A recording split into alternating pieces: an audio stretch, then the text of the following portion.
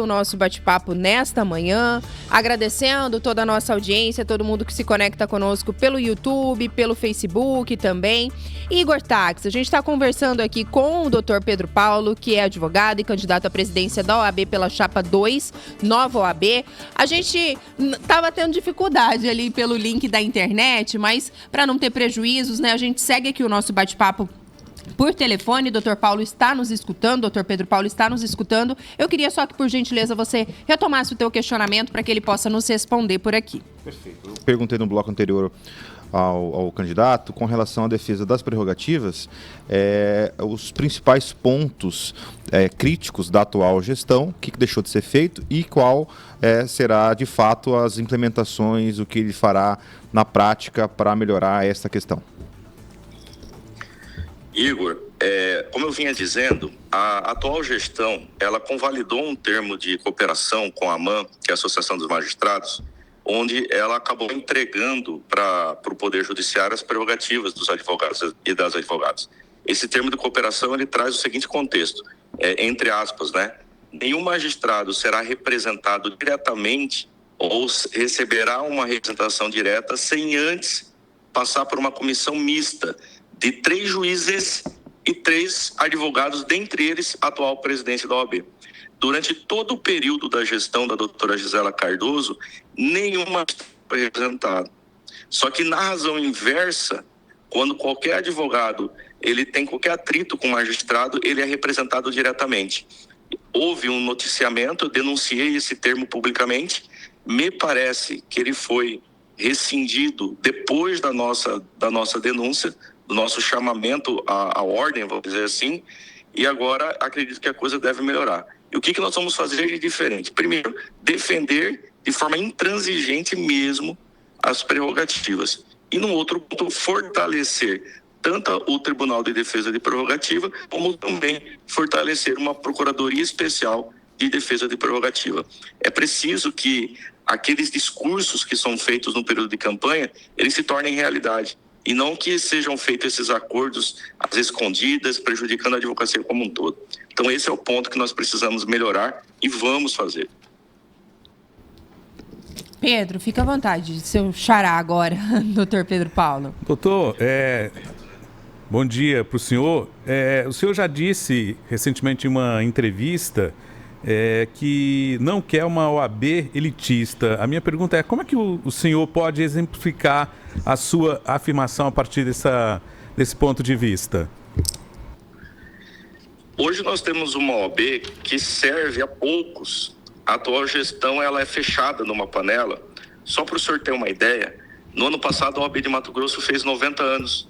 Foi feita uma festa milionária num buffet de luxo, trouxeram uma banda de nível nacional e a advocacia sequer foi convidada, mas ajudou a pagar a conta. Nós precisamos abrir as portas da OAB para que todos tenham espaço. Você pode perceber que é o mesmo grupo que está aí há muito tempo, fazendo mais do mesmo. Os personagens são os mesmos. As chapas que se distribuíram entre 1 e 3 são os mesmos que estão na atual gestão. Então, a nossa proposta é abrir a porta da OAB para todos. Para o senhor ter uma ideia, hoje nós temos um projeto fantástico que foi criado por um grupo de ex-alunos, que é o OAB Start. Nós estamos com uma proposta de criar um posto avançado da OAB lá no Pedra 90, para que possam aqueles colegas nos bairros mais distantes ter um cowork, um atendimento com internet, com computador, com impressora, um ambiente saudável para ele poder receber a OAB no seu espaço. Isso criou um corpo tão fantástico, interessante, que hoje o pessoal do CPA já nos pediu o mesmo espaço, o pessoal do Cristo Rei.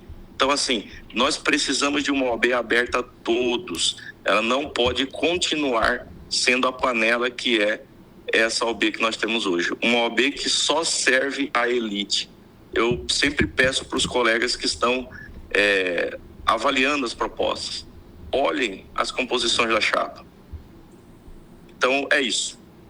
E, doutor, o senhor traz aqui, né, e a gente acompanha também, o senhor fala ali que grupos, né, que pertenciam a essa atual gestão se dividiam, a gente tem um número maior de chapas, um cenário bem atípico, né, daquele que a gente acompanhou, a eleição que o senhor disputou contra a Gisela, nós tínhamos 2 chapas, agora, né, são 4 concorrentes à presidência. Eu queria que o senhor também fizesse uma análise disso, né, aqui o senhor atribui esse número, né, tão expressivo de chapas, nesse sentido, se o senhor acha que isso mais atrapalha ou mais ajuda uma eventual candidatura do senhor, ou se isso tende a favorecer também quem já está no poder. Eu queria que o senhor fizesse uma avaliação desse cenário, né, tão diverso que a gente tem, embora o senhor aponte aí que pelo menos 2 chapas seriam de um mesmo grupo que acabou se dividindo. Hoje, fazendo um cenário de oposição, a única chapa de oposição é a nossa, porque ela iniciou em 2021 e ela permanece até hoje. As chapas que foram divididas em 3, que são as chapas que estão concorrendo o pleito conosco, a composição da chapa, na sua grande maioria, é de quem está na gestão. Ficaram juntos por mais de 10 anos e agora, como num passe de mágica, eles falam que brigaram, mas se a senhora perceber, a composição do grupo é absolutamente a mesma. Então, hoje, a única chapa de oposição é a nossa. E o que nós estamos ouvindo muito, como eu disse no início da minha entrevista, nós visitamos 22 das 29 subseções e nós temos grupo de trabalho em todas elas. Nunca aconteceu isso, de ter uma oposição tão consolidada. Então, hoje, acredito que o nosso projeto se fortaleceu porque os advogados e advogadas não querem mais esse grupo que está aí. E só um detalhe ainda, doutor, sobre aquela pergunta que eu fazia para o senhor. Dá para mensurar, né, se isso se torna mais difícil, a eleição na visão do senhor? Percorrendo, né, o interior do estado, conversando com os colegas advogados, a impressão que o senhor tem, né, tendo 4 chapas agora, o dobro, né, do que a gente teve na disputa passada. Tá mais difícil fazer a campanha da OAB esse ano? Ela é mais difícil no sentido de você ter que converter os votos, de você ter que explicar, de você falar, de você mostrar que o grupo que se lançou aí agora como oposição é o mais do mesmo, mas nós estamos fazendo o nosso dever de casa. Estamos indo de lugar em lugar, pedindo voto a voto, e nós não vamos sossegar até o último dia. Então, acredito que está muito bom, mas continua sendo necessário o pedido de voto. Chapa 2, né? Por óbvio. Igor, fica à vontade. Doutor, a OAB é uma instituição, obviamente, representativa, né, dos advogados, importante no Brasil todo, importante nas discussões de cenários políticos, discussões do rumo do país, do rumo do Estado, no caso aqui, Mato Grosso. Apesar dela pertencer aos advogados, ela é uma instituição que tem uma importância de uma maneira... Igor, vou pedir só para você retomar um pouquinho aqui, que houve uma queda na nossa ligação. Fica à vontade. Você falava da representatividade da classe, mas avançava um pouquinho mais. Exatamente. Apesar da OAB ser uma instituição dos advogados, ela tem uma importância para a sociedade civil bastante significativa nos principais debates, Congresso Nacional, na Assembleia Legislativa, com outros poderes. Como é que o senhor pretende ampliar essa relevância da OAB perante a sociedade civil, perante outros poderes constituídos, perante o governo, perante a sociedade de maneira geral, que muitas vezes a OAB ela deixa de estar presente em algumas discussões onde ela é não só convocada, mas necessariamente precisa estar presente. Como é que o senhor avalia isso? A OAB, ela é uma instituição que ela ultrapassa a defesa da classe do advogado e da advogada. Como o senhor disse de forma pontual e correta, a OAB ela serve à sociedade como um todo. E hoje nós percebemos a OAB muito tímida nesse ambiente. A OAB ela não participa dos grandes debates, talvez seja até pela falta de credibilidade que a atual gestão hoje se encontra, né? Pela submissão aos poderes, os acordos que são feitos aí, que a gente prefere nem comentar. A nossa proposta é colocar a OAB a favor da sociedade, participar dos debates, se colocar, fazer enfrentamentos necessários, sem qualquer tipo de temor. Para o senhor ter uma ideia, houveram vários momentos que a OAB poderia ter sido protagonista e poderia ter dado a sua opinião e ela ficou quieta. Nós tivemos a mudança de modal, por exemplo, não teve um parecer objetivo da OAB. nenhum parecer incisivo e técnico. E outros pontos que nós percebemos que a OAB ela silenciou-se quando deveria falar. Pedro Panock, fica à vontade, meu amigo. Daqui a pouquinho vou trazer também alguns questionamentos que estão chegando dos nossos ouvintes, mas traga aí as tuas perguntas, por favor. Doutor Pedro Paulo, o senhor ingressou com um pedido de impugnação, né, da chapa encabeçada pelo candidato Pedro Henrique Marques. Está um pouquinho distante, Pedro. Está um pouco distante. Vou tentar aqui novamente, vai. Eu perguntava que o senhor ingressou recentemente com um pedido de impugnação da chapa encabeçada pelo candidato Pedro Henrique Marques. Ontem, inclusive, ele fez uma publicação apontando que o senhor estaria tentando ganhar a eleição no tapetão. O que motivou esse pedido de impugnação e como é que o senhor rebate essa crítica do seu adversário? Para poder participar do pleito eleitoral, é preciso cumprir regras, né? Como advogado, é importante que a gente tenha essa noção que existem alguns requisitos que precisam ser cumpridos. Então, o jurídico da nossa campanha entendeu que haviam algumas falhas que precisavam ser consertadas e nós impugnamos. E não foi só a chapa do doutor Pedro Henrique que foi impugnada, nós impugnamos também a chapa da doutora Gisela Cardoso. E um dos motivos que eu acho que é o principal é que hoje a doutora Gisela e o doutor Breno Miranda, se eu não me falha a memória, eles são administradores judiciais, são cargos demissíveis ad nutum, e a regra diz que todo aquele que tem cargo demissível ad nutum não pode concorrer à presidência da OAB. Qual é o nosso questionamento?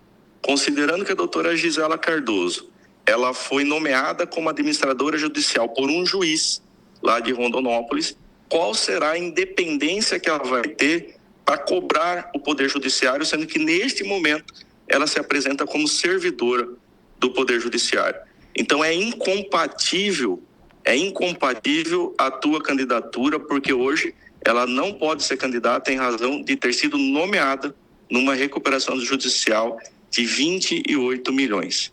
Então, assim, é mais uma questão de você demonstrar o quão a OAB hoje está submissa ao Tribunal de Justiça, que a atual presidente hoje, ela é nomeada por um juízo como administradora judicial. E no entendimento técnico-jurídico, essa é a condição de inelegibilidade ao cargo a candidatura de presidência da OAB.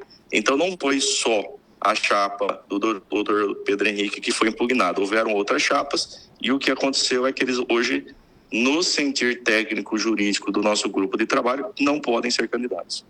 E em relação à chapa do Pedro Henrique, só acrescentando, doutor, esse questionamento do Pedro, essa alegação, né, de que o senhor estaria tentando ganhar a eleição no tapetão, o senhor acha que é uma crítica que faz parte do processo eleitoral? Como é que o senhor recebe isso? Faz parte do processo eleitoral, todos têm direito de livre expressão e eu respeito o que ele diz, mas discordo. O processo eleitoral, o ambiente democrático, ele exige necessariamente o debate, mas com regras, né? Com cumprimento de regras, com cumprimento da lei. E o nosso objetivo é exclusivamente esse. Nós queremos ganhar e vamos ganhar no voto, mas precisamos que tenham paridade de armas e que as pessoas respeitem as regras. E, doutor, só para aproveitar que a gente está tocando nesse ponto também, algumas situações que a gente acabou acompanhando nos últimos dias, que havia também um pedido de impugnação em relação à chapa da doutora Xênia, mas em relação a esse pedido houve um recuo, né, me parece, da chapa do senhor. E aí, nos bastidores, comentários, né, dando conta de que seria um sinal de uma aliança entre a chapa do senhor e da doutora Xênia, ou até de uma suposta submissão do senhor em relação ao grupo ali liderado por ela, que tem nomes como do ex-presidente Léo Capataz. Eu queria que o senhor explicasse para a gente também o que aconteceu nesse episódio, que houve esse recuo, e também como é que o senhor recebe aí essas críticas dessa suposta aliança entre a chapa do senhor e da doutora Xênia. Quem quer liderar processos tem que estar pronto para poder receber críticas e respondê-las quando necessário e aceitá-las quando necessário também. Naquela oportunidade, quando da impugnação, houveram alguns requerimentos que foram atendidos, que a gente percebeu que tinham sido atendidos, e a partir desse momento a gente desistiu. Não existe qualquer possibilidade de união com a chapa da doutora Xênia. Quem propaga esse tipo de informação é desonesto, desonroso, porque é preciso respeitar todas as candidaturas E não existe nenhum tipo de argumento forte nesse sentido. Para a senhora ter uma ideia, o Leonardo Campos, que é o Léo Capataz, é o padrinho político da Gisela. Eles estavam juntos até 2 meses atrás, antes da eleição. Eu fui um opositor ferrenho ao Leonardo Campos. Então, se tem alguém que está junto com alguém, são eles. Se vocês perceberem a composição da chapa, da doutora Xênia, por exemplo, ela tem os diretores da doutora Gisela também como diretores dela na candidatura. No caso da doutora Gisela, tem pessoas que estavam com o Léo Capataz que estão com ela. Então, assim, é preciso ter verdade. Para se disputar a eleição da OAB, é preciso ser verdadeiro. E não começar a colocar fake news e se fingir que agora são oposição. A única oposição real da atual gestão é a chapa 2. É a chapa a qual nós estamos liderando. Então, quando a senhora fala, existem conversas de bastidores, é entre eles. Nós sabemos que estão todos juntos. Isso aí é inegável, é só olhar a composição da chapa, é o mesmo grupo. É o mesmo grupo, não muda absolutamente nada. Muito bem, Igor Taques, doutor Pedro Paulo, candidato à presidência da OAB pela Chapa 2, Chapa Nova OAB, é o nosso entrevistado desta manhã. Fica à vontade aí para trazer mais questionamentos, já também tem participações da nossa audiência por aqui. Você acompanha, participa conosco pelo 65-99803-5580. Doutor, eu gostaria de saber das suas propostas com relação à estrutura e a valorização da advocacia no interior do Estado, né? Nós sabemos que tem cada dia aí aumentando o número de profissionais no interior, cidades novas aí, com bons profissionais, mas ainda sem uma infraestrutura adequada, né? Principalmente para valorizar o advogado no início de carreira. Quais são as propostas do senhor para esse sentido e para essas situações que eu fiz menção? Eu vou recepcionar 2 perguntas, né? O senhor divide a advocacia do interior e o jovem advogado. Posso responder nesse sentido? Perfeito. Fica à vontade. Tá. Então, em relação aos advogados que estão no interior, foi esse um motivo que nos mudou da Rondonópolis, que é uma cidade pujante, mas é do interior, a vir participar do nosso projeto para uma nova OAB como vice-presidente. Então, nós já temos mapeado tudo o que se pode fazer pelo interior, entendemos que é necessário ampliar ainda mais os repasses para a subseção. Acredito que ainda é tímido o valor do repasse que é feito para subseções e criar caravanas para que se possa ouvir ainda mais o interior. O interior hoje se sente abandonado. Eu falo para o senhor porque eu visitei 22 das 29 subseções. O sentimento que nos é colocado aqui é de total abandono. Em relação ao jovem advogado, eu queria fazer uma parte. Eu sou o primeiro advogado da minha família. Garçom do restaurante que a minha mãe era cozinheira. Então eu sei muito bem que quando você inicia a carreira, qual é a dificuldade. Então, para o jovem advogado, nós queremos ampliar a quantidade de palestras e cursos que a OAB hoje oferece para aperfeiçoamento. Nós queremos trazer cursos práticos de uma forma mais intensa. Hoje nós contamos com uma base de apoio de aproximadamente 150 professores que já montaram esse plano para nós. Agora, existe um ponto que é sensível e nós vamos fazer diferente.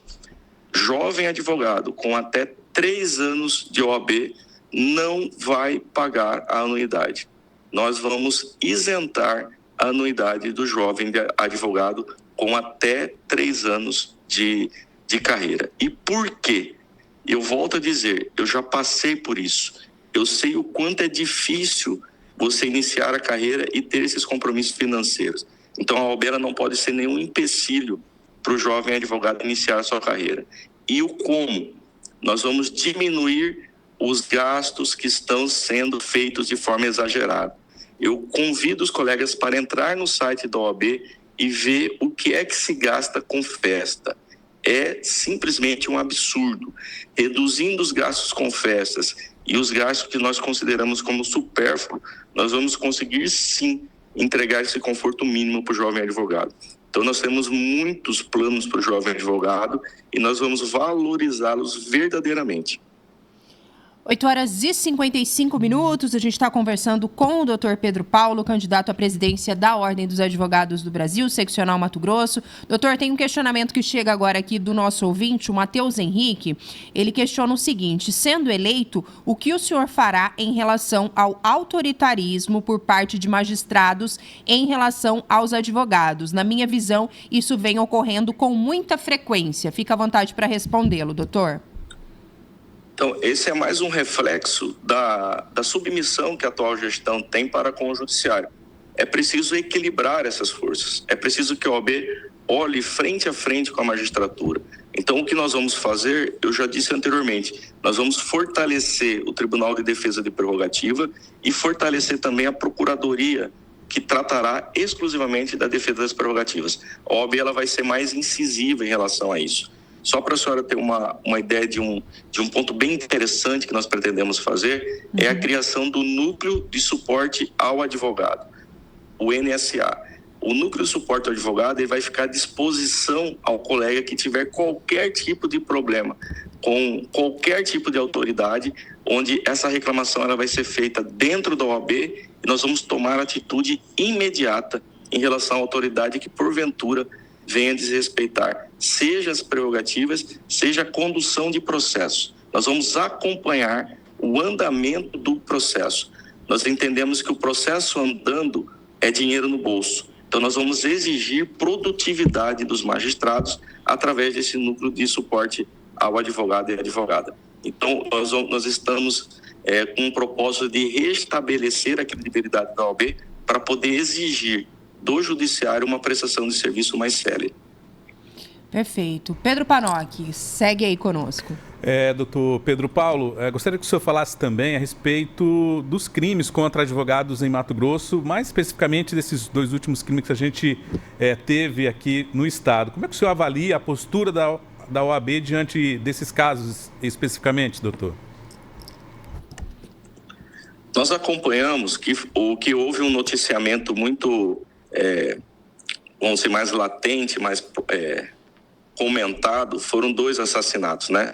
O do Dr. Zampieri e do Dr. Renato Neri. Isso. Mas existem outros colegas que ou sofreram ameaças ou também foram agredidos, alguns até foram mortos, inclusive, e nós percebemos a defesa da OAB muito tímida. A OAB ela precisa ser mais incisiva nesse ponto. Quando o colega reclamar que está sendo ameaçado, que está sofrendo qualquer tipo de risco no exercício da sua profissão, a OAB ela tem que agir mais rápido. Ela não pode ser burocrática para poder proteger os colegas. A proteção que deveria ter sido dada, ela deveria ter sido dada com maior celeridade. Então, o que nós vamos fazer é acolher o advogado quando ele fizer uma denúncia de eventual ameaça à tua vida ou até à tua integridade física e verdadeiramente proteger o advogado. Pedir junto à Secretaria de Segurança uma proteção, dar a oportunidade para que ele se sinta respeitado, protegido, seguro e não trabalhar de forma omissa como trabalha hoje, privilegiando poucos. Nós temos várias denúncias de colegas que se socorreram da OAB e a OAB ficou quieta. E esse sentimento, doutor, só aproveitando o gancho desse questionamento do Panocchi, no interior do estado, né, uma situação de possível insegurança em relação ao exercício da profissão do advogado, o senhor percebe que isso é mais forte ainda no interior do estado do que aqui na capital, ou é um sentimento generalizado aqui no estado, esse temor, né, em relação ao exercício da profissão? Eu digo para a senhora que é um sentimento geral. O OAB não. Advogado é advogado, porque tem que confiar na gestão da OAB. Teve um cortezinho aqui no nosso sinal. Essa última resposta do senhor ficou um pouco prejudicada, mas o repórter CBN também está se aproximando. A gente vai fazer aquele intervalo para uma pausa. A gente havia combinado que a nossa entrevista seguiria até às 9. Como a gente atrasou um pouquinho para iniciar em função da questão da internet, o senhor pode ficar mais uns minutinhos conosco para que a gente possa seguir aqui para a reta final? Então a gente faz a nossa pausa, eu retomo esse questionamento rapidinho e a gente volta aqui para as nossas considerações finais e também as últimas propostas do senhor em relação à presidência da OAB. Bem rápido, a gente está de volta. CBN Cuiabá, para a reta final do nosso bate-papo. A gente está conversando com o Dr. Pedro Paulo, candidato à presidência da OAB pela Chapa 2, a Chapa Nova OAB. Ele está aí em viagem pelo interior do estado, ainda, né, nesse ritmo de campanha, ritmo intenso, mas gentilmente aceitou conversar conosco, com a nossa equipe nesta manhã, falar um pouco de suas propostas, fazer uma análise desse cenário aí de eleição bastante movimentada. Doutor, só rapidinho para que a gente possa retomar, que a gente teve um breve prejuízo aqui na ligação.